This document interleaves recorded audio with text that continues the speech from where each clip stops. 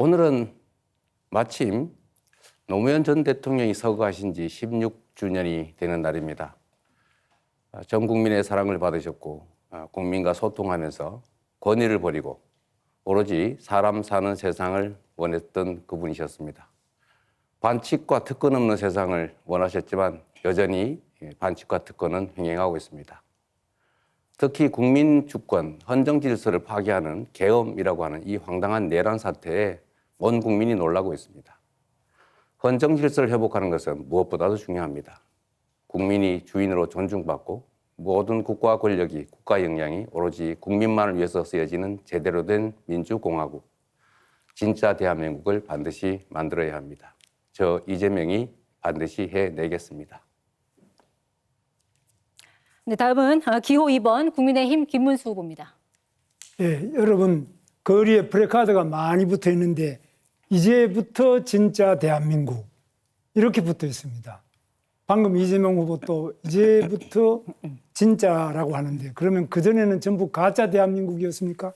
정말 의학이 짝이 없습니다. 그런데 이렇게 말하는 분은 진짜 총각입니까? 가짜 총각입니까? 진짜 검사입니까? 검사 사칭입니까? 벌금 150만 원 받았지 않습니까? 이렇게 민주당이 지금 공직선거법의 허위사실 유포죄를 삭제를 해가지고 지금 거짓말 많이 하는 사람이 유리하도록 이렇게 법을 바꾸고 있습니다. 이게 말이 됩니까? 이 거짓말을 이렇게 계속하고 총각 사칭, 검사 사칭까지 하면서 어떻게 정말 진짜 대한민국을 말할 수 있습니까? 국민 여러분, 여러분의 소중한 한 표로 이 가짜를 물리칩시다. 가짜를 확 대체하고 진짜 정의로운 정치를 만듭시다. 네, 이어서 기호 5번 민주노동당 권영구 후보 발언하시죠. 국민 여러분, 얼마나 분통이 터지십니까? 감옥에 있어야 할 윤석열이 부정선거 음모론 다큐를 즐기며 거리를 활보하고 있습니다. 게다가 김문수 후보는 영화도 많이 보시고 사람도 많이 만나시면 좋은 거 아닌가 라며 맞장구를 치고 있습니다. 정말 어이가 없습니다. 분통이 터집니다. 이런 분열과 불의가 판치는 세상에서 어떻게 사회 통합을 말할 수 있겠습니까? 지금 당장 윤석열을 구속시켜야 합니다. 땀 흘려 일해도 집 한 칸 없고 장사가 안 돼 가슴이 무너지고 매달 대출금 갚기도 힘들고 전세로 절망하는 이웃들의 고통을 더는 방치할 수가 없습니다. 불평등과 차별을 갈아엎고 모두가 사람답게 사는 세상을 만들겠습니다. 저 권영국이 정권 교체를 넘어 사회 대개혁으로 함께 나서겠습니다. 감사합니다. 다음은 기호 4번 개혁신당 이준석 후보. 이 있습니다. 토론을 해야 합니다. 저는 노무현 대통령께서 외쳤던 이 있습니다라는 외침이 지금 우리 사회에 꼭 필요한 정신이라고 생각합니다. 거대 양당의 국민연금 야합, 국가재정을 막 써도 된다는 막사니즘, 부정선거 음모론까지 기득권에 맞서는 이야기를 하면 어린 놈이라 깔보고 쫓아내는 세상 속에서 저는 늘 이 있습니다를 외치며 살아왔습니다. 오늘은 노무현 전 대통령 서거 16주기가 되는 날입니다. 그분은 바보 노무현으로 자신을 낮췄지 국민을 바보라고 경멸하지 않았습니다. 자신의 사이비 호텔 경제학에 의문을 제기하는 국민을 바보라고 조롱하는 후보가 감히 노무현을 입에 올리는 세상에서 진정한 노무현 정신은 어디 있나 생각해 보게 됩니다. 오늘의 이의가 내일의 상식이 될 때까지 함께 갑시다. 정말 이 국민 통합이 되려면 거짓말, 사기꾼들이 없어져야 됩니다. 두 번째로 부정부패한 사람이 없어야 국민 통합이 되지 않겠습니까? 그런데 어떻습니까? 지금 자기가 공직선거법에 허위사실 유포죄로 대법원에서 파기환송 취지로 유죄 취지로 파기환송을 하니까 이 대법원장을 완전히 청문회를 하겠다, 탄핵을 하겠다, 대법관을 100명을 뽑겠다 이런 식으로 마음대로 대법원까지도 자기 마음대로 하려고 합니다.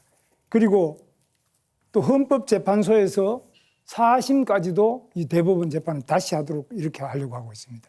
그런데 이 본인 이재명 후보 자신은 5개나 재판을 받고 있습니다. 즉 불법 대북 송금 사건으로 부지사를 감옥에 보내놨는데 7년 8개월입니다. 어떻게 부지사가 감옥에 가 있는데 지사가 멀쩡한 이런 대북 송금이 어떻게 가능합니까? 저도 도지사를 해봤지만 있을 수 없습니다.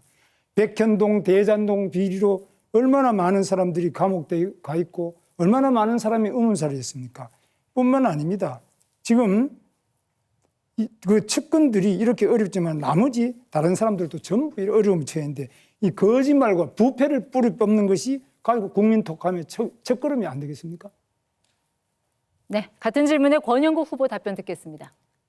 네, 아직도 부정선거 망령에 벗어나지 못하는 윤석열 극우 내란 세력, 진실을 망상으로 덮어버리려는 음모론, 이것부터 척결하는 것이 사회 통합의 시작입니다. 국민 여러분, 정치판을 갈아엎어 주십시오. 이번 대선에서 극우 세력을 퇴출시키고 진보정당 민주노동당과 중도보수 민주당이 경쟁하는 새로운 정치판으로 교체해 주십시오. 불평등은 모든 사회악의 뿌리입니다. 얼마 전 선종하신 프란체스코 교황의 말씀입니다. 불평등이 차별을 낳고 차별은 배제로 이어졌습니다.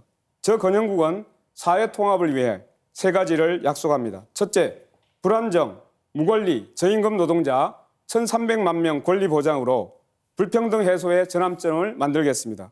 둘째, 부자 감세 원상복구, 불로소득 과세, 부자 증세를 통해 부의 재분배를 이루겠습니다. 셋째, 포괄적 차별금지법을 제정해 차별 없는 나라, 여성과 소수자들이 혐오로부터 안전한 사회를 만들겠습니다. 이것이 진정한 사회 통합의 출발점이자 국민 모두의 삶을 하나로 묶는 힘입니다. 저 권영국이 끝까지 책임지도록 하겠습니다. 국민 여러분, 함께해 주십시오. 우리의 삶은 우리의 힘으로 함께 만들어가는 것입니다. 네, 이번에는 이준석 후보 답변 듣겠습니다. 예, AI 연산용 GPU 한 장 가격이 5천만 원 정도 합니다. 그런데 원가만 따져보면은 120원이라고 하는 사람도 있을 겁니다.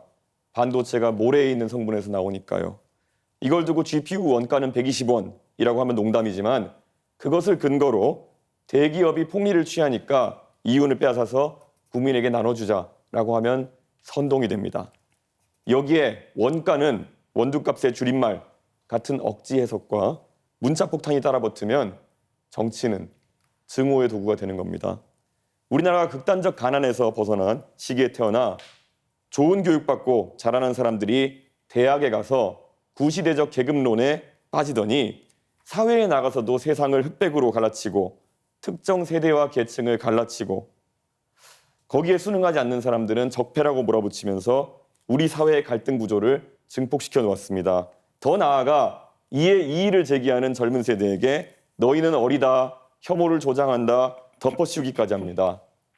이 문제를 해결하는 방법은 간단 명료합니다.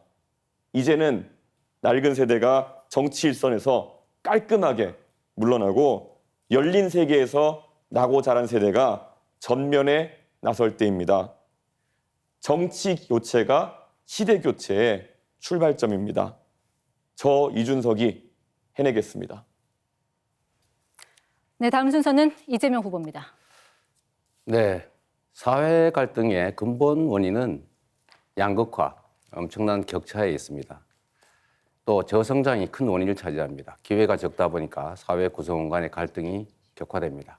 기회가 넘치면 갈등이 줄어들겠죠. 그래서 근본적인 해결책은 우리가 다시 성장하는 사회로, 지속적으로 성장하는 사회로 가는 것입니다. 따라서 우리가 미리 제시해 드린 것처럼 AI를 포함한 첨단 기술 산업들을 육성하고 기후위기에 맞춰서 신재생 에너지 관련 산업들을 키워야 됩니다. 그리고 문화산업 등을 키워서 전 세계적으로 대한민국이 다시 우뚝 일어서야 합니다. 단기적인 방안들은 그런 것이죠. 사회 구성원들 사이에는 언제나 갈등이 있기 마련입니다. 이해관계가 충돌하기 때문이죠. 이 이해관계를 충돌하는 것을 해결하는 것이, 조정하는 것이 바로 정치입니다. 그런데 이 정치가 최근에 좀 이상하게 변질했습니다. 상대를 존중하고 대화하고 인정하고 또 타협해야 되는데 상대를 제거하려고 합니다. 가장 극단적인 형태가 이번에 내란, 계엄 사태죠. 야당을 완전히 쓸어 없애버리려고 한 것 아닙니까? 야당 정치적 상대를 제거하려고 했던 것 아닙니까?